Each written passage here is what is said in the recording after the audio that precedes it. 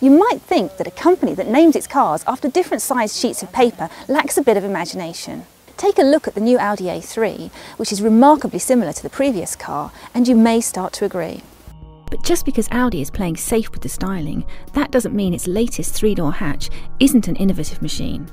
It follows the firm's ultra-lightweight design ethos and promises a double whammy of improved performance and economy.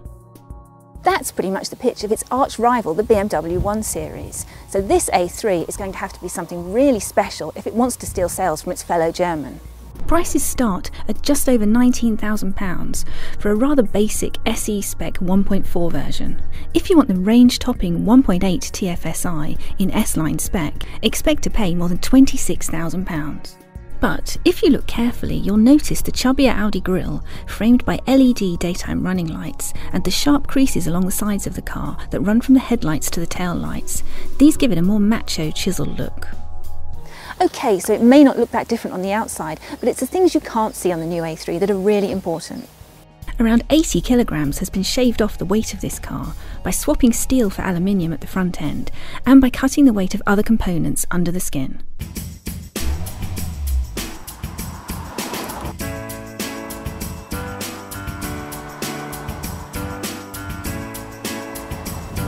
That diet is really good news for drivers. It translates into some pretty athletic prowess.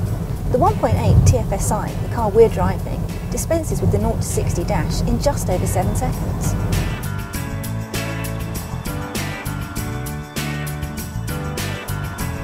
We've yet to put the A3 through our comprehensive fuel economy tests, but Audi claims the new engines will achieve between 50 and 69 mpg. That's an average of 12% lower than the old A3. The new chassis makes the Audi A3 feel well balanced and really good to drive on winding roads, and the Quattro four-wheel drive system in this model ensures that it will stick to the road like glue.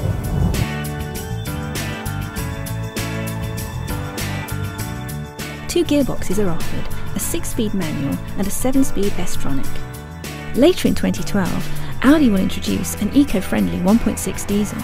This will have CO2 emissions of 99 grams and will qualify for free car tax. Hot hatch lovers will be really pleased to hear that a powerful S version is promised further ahead, while city dwellers might be interested in the electric A3.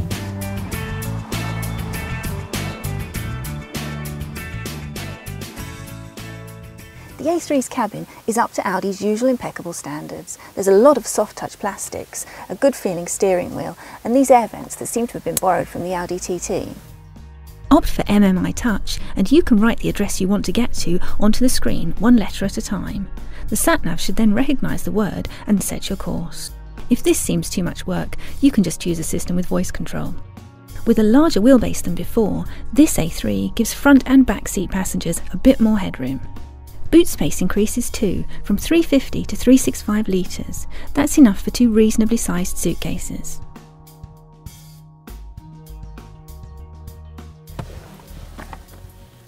The new Audi A3 is much more than a clean sheet of paper. Under its conservatively styled skin is a superbly well-engineered car. It's more agile and faster than before. Whether it's good enough to be class leader remains to be seen. But one thing's for sure, the new A3 is definitely going to give BMW and other rivals a real run for their money.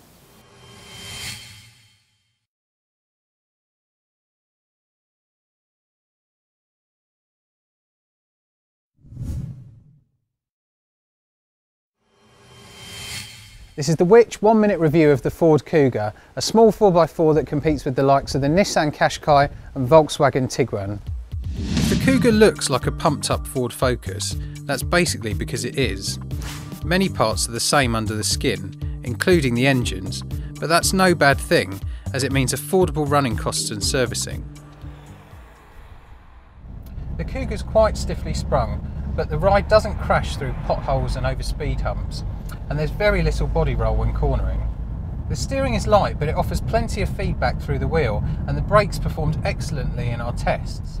This more powerful 163 brake horsepower diesel stays quiet and refined even at motorway speeds, and it's fairly quick off the mark too, although as with most diesels, it's the in-gear acceleration that really impresses.